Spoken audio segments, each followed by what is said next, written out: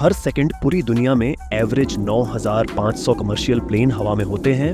Live plane tracker पर देखा जाए तो तकरीबन पूरा वर्ल्ड मैप ही मक्खियों की तरह प्लेन से भरा हुआ है। लेकिन वर्ल्ड मैप पे कुछ स्पॉट्स ऐसे भी हैं जहां हमें एक भी प्लेन नजर नहीं आता। हो सकता है कि प्लेन शायद इन स्पॉट्स को जानबूझकर अवॉइड कर रहे हों। चलिए जानते हैं कि दुनिया में ऐसे कौन कौन से एयर स्पेस हैं जहां पायलट प्लेन्स को किसी भी सूरत में नहीं लेकर जाते, और सबसे बढ़कर यह कि ऐसा करने की वजह क्या है। नंबर 6, तिब्बतन प्लेटो। दुनिया में शायद ही कोई इतना बड़ा लैंड एरिया हो जिसको पायलट्स अवॉइड करते हैं। तिब्बतन प्लेटो 25 लाख स्क्वायर किलोमीटर में फैला हुआ है, जिसको टोटल 9 कंट्रीज शेयर करती है। यह प्लेन्स के लिए बहुत ही इंपॉर्टेंट रोड है जो कि चीन को यूरोप और मिडिल ईस्ट से डायरेक्टली कनेक्ट कर सकता है। लेकिन जैसा कि हम लाइव प्लान ट्रैकर में देख भी सकते हैं कि प्लेन्स इस पूरे एरिया को बाईपास कर रहे हैं। इसकी सबसे बड़ी वजह प्लेटो में पाए जाने वाले ऊंचे माउंटेन हैं, जो चीन से स्टार्ट होकर नेपाल, भूटान से होते हुए अफगानिस्तान में जाकर खत्म होते हैं। यहाँ एवरेज पहाड़ों की ऊंचाई 14,000 फीट है और कमर्शियल प्लेन्स नॉर्मली 35,000 फीट पे फ्लाई करते हैं। वैसे तो प्लेन्स इन पहाड़ों से काफी ऊपर ही रहते हैं, लेकिन इमरजेंसी में जैसा कि केबिन में से प्रेशर लीक हो जाना या इंजन का किसी भी वजह से फेल हो जाना, इन हालातों में ऑक्सीजन मास्क अपने आप ऑटोमेटिकली ड्रॉप हो जाते हैं और अब पायलट के पास सिर्फ और सिर्फ 20 मिनट होते हैं। जी हाँ, पायलट को 20 मिनट के अंदर अंदर प्लेन को 35,000 फीट की ऊंचाई से 10,000 फीट तक लाना होता है, क्योंकि तिब्बतन प्लेटो की एवरेज हाइट ही 14,000 फीट है। इसी वजह से यहाँ पर ऐसा करना पायलट के लिए नामुमकिन हो जाता है। सिर्फ ऊंचे पहाड़ ही तिब्बतन प्लेटो को अवॉइड करने की वजह नहीं है। असल में यहाँ प्लेन्स को बहुत अनोखी टर्बुलेंस का सामना भी करना पड़ता है। यहाँ मौजूद ऊंचे पहाड़ों से हवा टकराकर ऊपर की तरफ जाती है, जो प्लेन के बैलेंस को डिस्टर्ब कर सकती है। Number 5, volcanoes. जनवरी 2022 को साउथ पैसिफिक ओशियन में टोंगा आइलैंड के करीब एक अंडर वाटर वोल्केनो फटा था। इसका धुआं और ऐश क्लाउड इतना बड़ा था कि इसने हिस्ट्री के सारे रिकॉर्ड तोड़ दिए। इस इवेंट को सैटेलाइट ने भी रिकॉर्ड किया था, जो कि कुछ इस तरह दिखता है।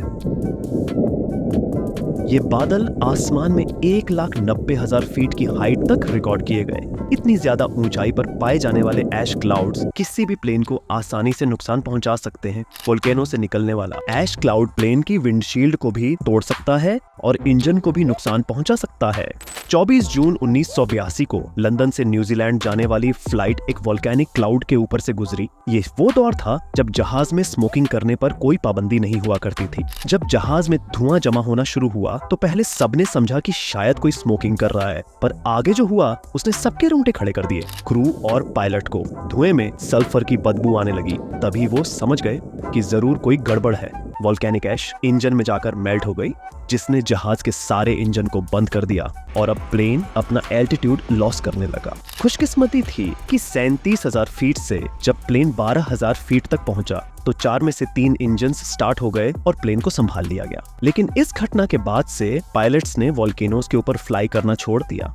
Number 4, craters. क्रेटर्स देखने में जितने खौफनाक लगते हैं, वो असल में इससे कहीं ज्यादा नुकसान पहुंचा सकते हैं। खास तौर पे ऊपर से गुजरने वाले प्लेन को हमारी दुनिया में करीब 178 इम्पैक्ट क्रेटर है।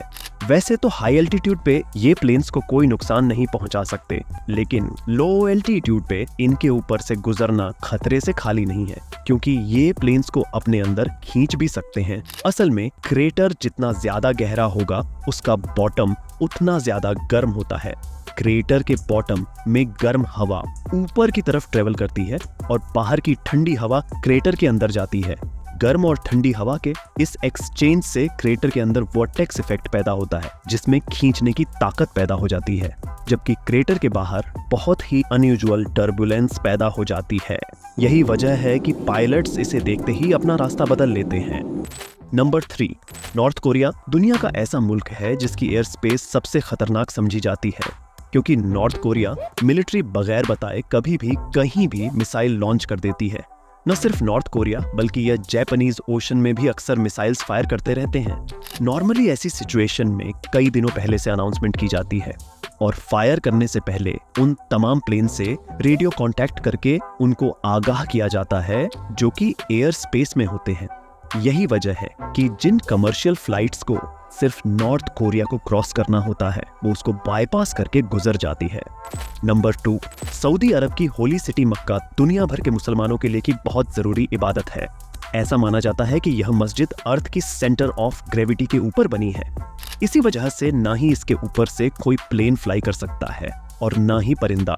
पर असल में ऐसी बातों में कोई हकीकत नहीं। सेंटर ऑफ ग्रेविटी के ऊपर से प्लेन इस वजह से नहीं गुजरती क्योंकि सऊदी गवर्नमेंट ने इसको नो फ्लाई जोन कर रखा है। ऐसा करने के 2 कारण हैं। पहला तो है सिक्योरिटी, क्योंकि मक्का में हर वक्त लाखों मुस्लिम मौजूद रहते हैं। अगर यहाँ कोई भी हादसा हुआ तो काफी लोगों को नुकसान हो सकता है। दूसरा है मक्का की लोकेशन। मक्का एक ऐसी लोकेशन पे बना है जिसके चारों तरफ पहाड़ मौजूद है। अगर इसके ऊपर से प्लेन उड़ाया गया तो इंजन नॉइस इको होने की वजह से दुगनी तिगनी हो जाएगी, जो कि पिलग्रिम्स को डिस्टर्ब कर सकती है। यही वजह है कि मक्का में कोई एयरपोर्ट भी नहीं है, क्योंकि एयरपोर्ट होगा तो प्लेन टेक ऑफ और लैंडिंग के वक्त लो एल्टीट्यूड पर होंगे जो नॉइज पोल्यूशन कर सकते हैं। नंबर 1, एरिया 51 यूएस स्टेट नेवाड़ा में 7,500 स्क्वायर किलोमीटर पर फैला हुआ यह एरिया यूएस एयर फोर्स की टॉप सीक्रेट बेस का हिस्सा है, जिसको एरिया 51 कहा जाता है। एरिया 51 हमेशा से ही कंट्रोवर्सी में रहता है, क्योंकि लोगों का मानना है कि यहाँ अमेरिकन मिलिट्री सीक्रेट वेपन्स और यूएफओ पर रिसर्च कर रही है। चारों तरफ पहाड़ों की आड़ में छुपी ये सीक्रेट बेस वैसे तो ग्राउंड लेवल से नजर ही नहीं आती, लेकिन हवाई जहाज से एरिया 51 की बेस को आसानी से देखा जा सकता है। इस चीज से बचने के लिए अथॉरिटी ने इस पूरी बेस को नो फ्लाई जोन का टाइटल दे रखा है। अगर किसी प्लेन ने इसके ऊपर से गुजरने की कोशिश की तो पहले उसको फौरन अपना रास्ता बदलने को कहा जाएगा, और अगर पायलट ने फिर भी बात नहीं मानी तो उस एयरफोर्स के पास शूट डाउन करने की अथॉरिटी भी मौजूद है। उम्मीद है ये वीडियो आपको पसंद आया होगा। इस वीडियो को लाइक एंड शेयर जरूर करें। मिलते हैं अगली वीडियो में।